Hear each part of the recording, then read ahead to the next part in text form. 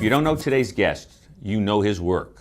In 2009, this young man covertly filmed Acorn officials around the country handing out advice on how an underage prostitution ring could better take advantage of federal housing programs.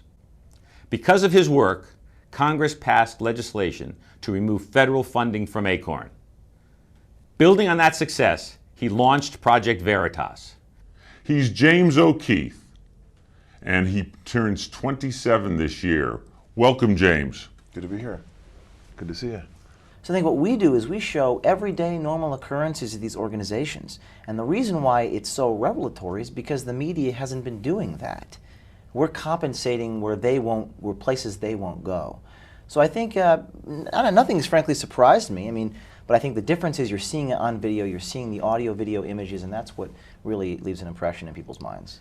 But I think the difference is you're seeing it on video, you're seeing the audio, video, images, and that's what really leaves an impression in people's minds. I consider myself an investigative journalist. These are tactics journalists have been using for decades, going undercover, confronting subjects, posing as characters. James O'Keefe obviously sees the media as liberal and is trying to provide some kind of counterbalance by going after liberal institutions that he thinks the mainstream press won't touch. Of course, he does that by lying and deception, but it has been, you have to admit, pretty effective. I don't think you put your foot in your mouth at all today here, and I don't think there's any lying going on. Anything you want to tell us that's to expect that's going to be coming out? On Thursday, February 2nd, that's a few days after the Pfizer story, I was informed by an officer of Project Veritas on the phone while en route to the airport that he would resign unless I stepped down as CEO. Does anybody here happen to know what the official motto of the state of New York is on the official seal of the state of New York? Huh? Anybody? Do you? Do you know?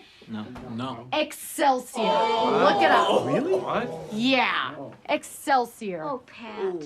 Not that I give a fuck about football or about your superstitions, but if it's me reading the signs, I don't send the Eagles guy whose personal motto is Excelsior to a fucking Giants game. Unbelievable. Wow. This is unbelievable. How did you know all that stuff?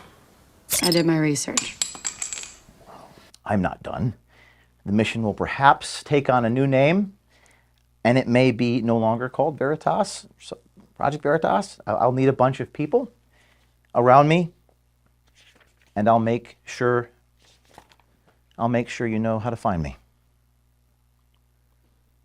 And I'll quote when you invited me to New York City and did that little stand-up, how fitting that from Shakespeare, quote, "And this story shall the good man teach his son. We few, we happy few, we band of brothers and sisters."